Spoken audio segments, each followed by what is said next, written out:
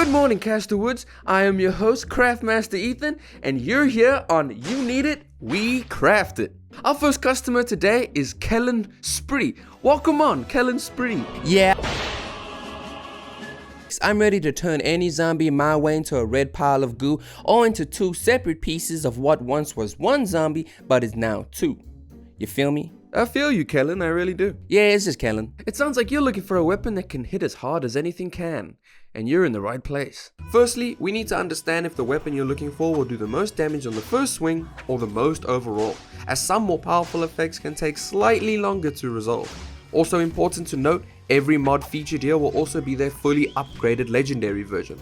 While the damage numbers may not match the lower tiers version of the upgrade, all mods do scale alongside each other, meaning the difference between a level 1 fire mod and a level 1 electricity mod will be the same difference between a level 4 fire mod and a level 4 electricity mod. Legendary mods also give a plus 5% base damage bonus. If you're looking to do the most damage in the first second of landing your first hit, two-handed weapons with blast mods will be your go-to. Puff, Fling and Catapult will do 400 elemental damage off the bat. Pair this with two-handed weapons that have bonuses in power attack damage and critical strike chance gives you a weapon that will do the most damage in a single second, but this doesn't mean the weapon does the most damage overall. The blast effect may do 400 damage immediately, but it actually does the least amount of damage overall.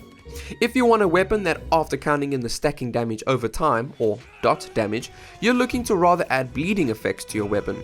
Adding laceration, slit or slaughter will apply bleed to your victims, doing 50 damage per second over 25 seconds, letting you deal a whopping 1250 elemental damage, being over triple the amount that you get from blast.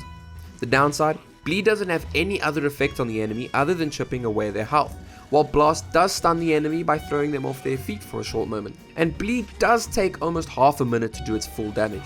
I would recommend applying bleed to weapons when choosing to do the most damage to bigger targets, so you can be assured your damage will be used to its full extent.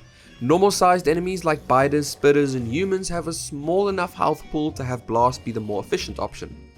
Now, what if you want to do the most damage to a group of enemies instead of just one?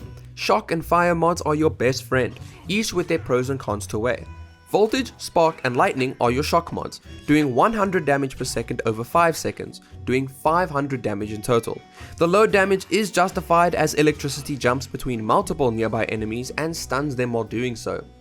It does the second lowest damage to a single target but can easily rack up to the most damaging mod when using it in a crowd. It even does bonus damage when the enemy is wet, either being in a source of water or in the rain. Inferno, Blaze and Flame are your fire mods, doing 100 damage per second over 8 seconds, doing a total of 800 damage. This immediately looks like it does more damage than electricity, but you must also account for its area of effect. Fire requires an even closer distance between enemies to spread. Unlike electricity, zombies are not stunned by fire in the slightest and walk straight towards you like an Irishman on his way home from the pub. Fire does, however, incapacitate humans, locking them into a panicked frenzy until the fire extinguishes.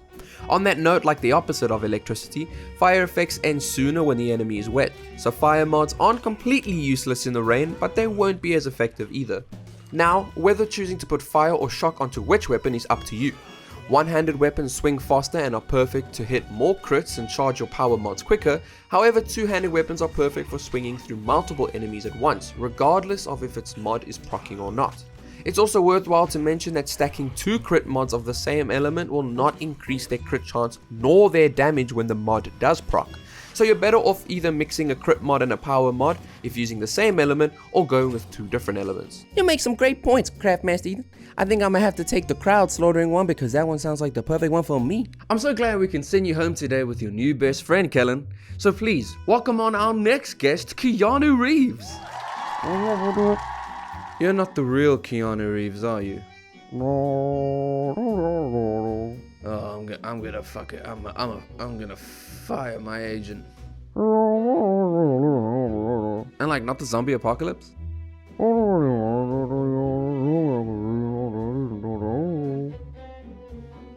Well, I'm guessing you're looking for something to beat down those zombies. Beat them into a pulp. You know, you want to keep them in place, hopeless, while you rain down slices of unbridled fury. Let's make sure you walk home today with your dream weapon. When concentrating on a single enemy, damage isn't your only way to measure the efficiency of a weapon mod. Freeze and toxic mods are your two go-to stun mods, perfect for adding a sense of control to all your fights. Acid, Venom and Bane are your toxic mods, doing 50 damage per second over 20 seconds, doing a total of 1000 damage. This is the second highest damage output mod that also stuns humans. Humans affected with toxic will double over and be staggered in place for the duration of the effect, where you will also get the chance to mantle over them and go for a sweet vault kick, or just choose to continue pummeling on the damage. Zombies on the other hand don't become staggered by the effect, but still take the damage and are able to be vaulted over. Frost, Ice and Avalanche are your freeze mods, doing 65 damage per second over 8 seconds for a total of 520 damage. While Toxic stuns humans for more than double the amount of time and does more damage over time, Freeze is capable of stunning zombies too and builds up its elemental damage slightly quicker. When making the decision on which to use, it's important to understand how one can be more useful in a different playstyle than the other. Toxic, for example, is great to control the battlefield, allowing you to stun a human enemy and then launch off them to target another enemy. Applying Toxic is great to thin the numbers of human enemies facing you at once, tilting the fight more in your favor. Freeze is great for bullying one enemy and not letting them leave until they're kissing the ground with their forehead. Applying Freeze to a one-handed weapon that can land multiple hits quickly means you'll be stun locking an enemy until he rage quits to the afterlife. In the end, it seems like Toxic is the superior mod, but Freeze does stun zombies as well, which in the end is like 99% of your target audience anyways. Thank you, Keanu Reeves, it was good to have you on the show. Please welcome our next guest. Jesus, I heard you're looking for something a little bit sneaky. Something that's gonna take out the opposition before they even know what hit them. Great, so we'll need a weapon that's built for stealth, capable of one-shotting enemies without revealing your position. This is a bit difficult because knives seem to be the only weapon in Dying Light the Beast that have a backstab bonus, but no mod slots. Why is that, Techland? But this is about weapon mods, so let's make it work. If we take everything we learned today about our weapon mods, we can appropriately choose the right ones and deal good early damage and still be quiet. Blast is a great option as it will deal that extra 400 damage, but Toxic and Freeze are also good options. These two elements means that on the chance the enemy survives a strike to the back of the head, there's the chance that they will freeze up or roll over sick, allowing you a second chance to send them on a one-way trip to heaven. But I don't think you're looking for a stealth weapon, are you? I think you're just worried about your stamina and wanting to feel a little bit more in control. In that case, Freeze and Toxic are still perfect, allowing you to stun an enemy and retreat a little, feeling like a little weight is taken off your shoulders. Paired with Bleed, your enemies will be dropping behind your back like flies while you're still dealing with their friends. Now isn't that what you're looking for, Mr.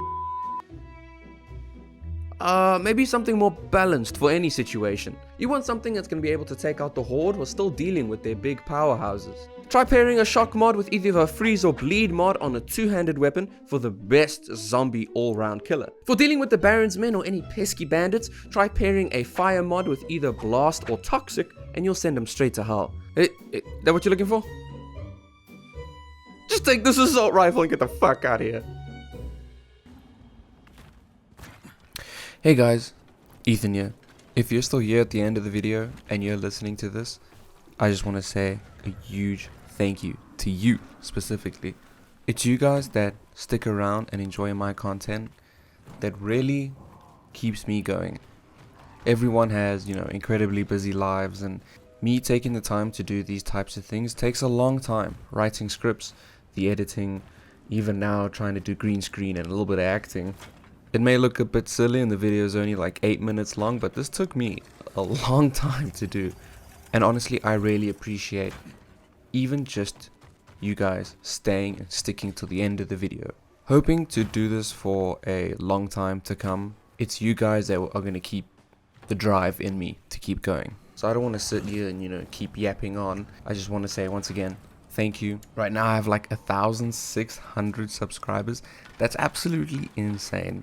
If you're looking to support me or anything that I do, I don't really have like a Patreon or anything like that. I don't really think I deserve it. I feel like I don't think I put anything out there that's worth people donating anything. But if you would like to support me, just watch till the end of my videos. I think I'll just use it as a way to kind of communicate with the people that do stay and do watch and do enjoy my content. That the people that enjoy it will be the ones to hear me at the end. The actual me and not the not the messed up characters that I put on the screen. So anyways, it's 4 in the morning. I just spent the time editing this video all day. I'm off to bed. I hope you guys enjoy the video, and till next time.